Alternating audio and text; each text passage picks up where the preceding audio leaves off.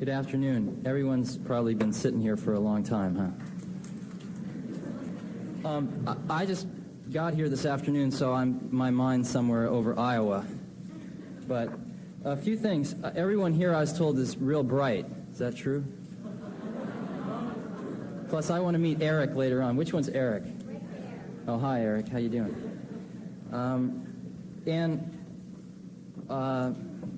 A lot of stuff here is rags to riches. I was listening back there.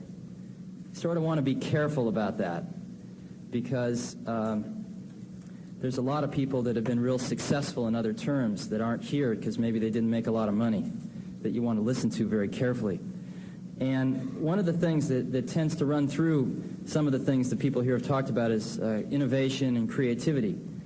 And if you're really bright, have you ever thought about what it is to be intelligent? Probably some of you have, right? Because you meet your friend and he's pretty dumb and maybe you think you're smarter and you wonder what the difference is.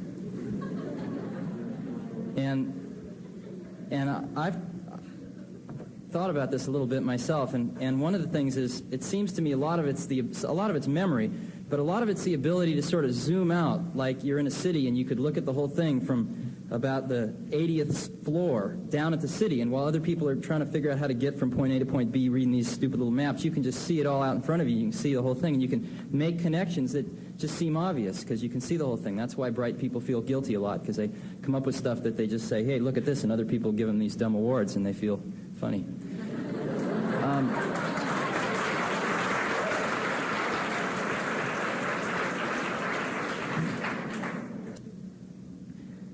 But the key thing is that if you're going to make connections which are innovative, to connect two experiences together, that you have to not have the same bag of experiences as everyone else does, or else you're going to make the same connections, and then you won't be innovative, and then nobody will give you an award. So what you got to do is get different experiences than the normal course of events. And one of the funny things about being bright is everyone puts you on this path, you know, to go to high school, go to college. I've heard about some kid that's 14 on his way to Stanford, and that's great. That's sort of out of the ordinary.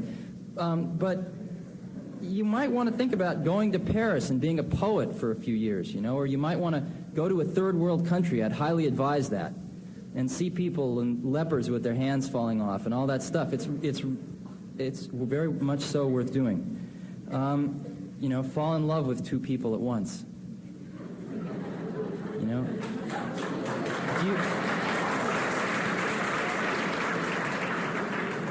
Walt Disney took LSD. Do you know that? He did once. And that's where the idea for Fantasia came from. It's true.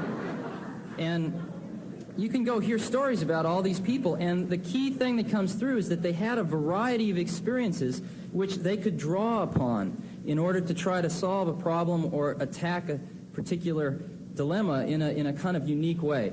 And so one of the things that you'll get a lot of pressure to do is to go in one very clear direction and believe in God and all that other stuff, and that's great, but don't ever walk by a Zen Buddhist because of that.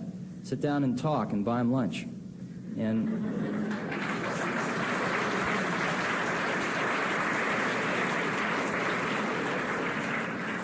one of the things that I had in my mind growing up, I don't know how it got there, but that the world was sort of something that happened just outside your peepers, and you didn't really try to change it, you just sort of tried to find your place in it and have the best life you could, and it would all just go on out there, and there were some pretty bright people running it. And as you start to interact with some of these people, you find they're not a lot different than you. The people actually making these decisions every day that are sort of running the world are not really very much different than you. And they might have a little more judgment in some areas, but basically they're the same. And once you realize that, you start to feel you have a responsibility to do something about it, because the world's in pretty bad shape right now.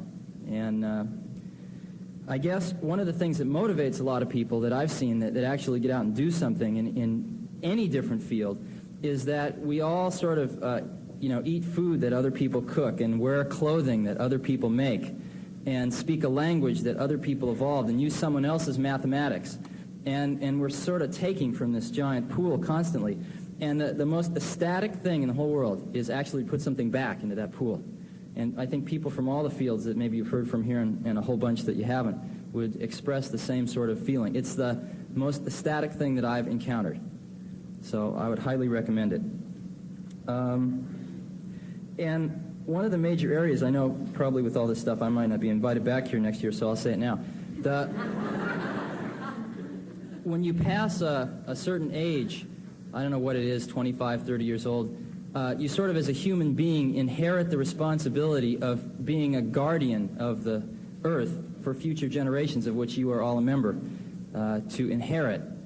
And I'm not exactly sure what that means, but just obviously that's the case. And I think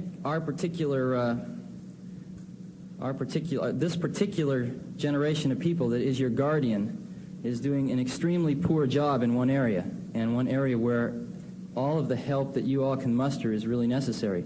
And that is that the chances that this planet's going to remain in one piece through your natural lifetimes is not extremely high right now. And it's fairly dismal. And I anticipate having some kids one day and helping them grow up to be sane human beings. And you people are going to be the people that are running the planet when my kids grow up.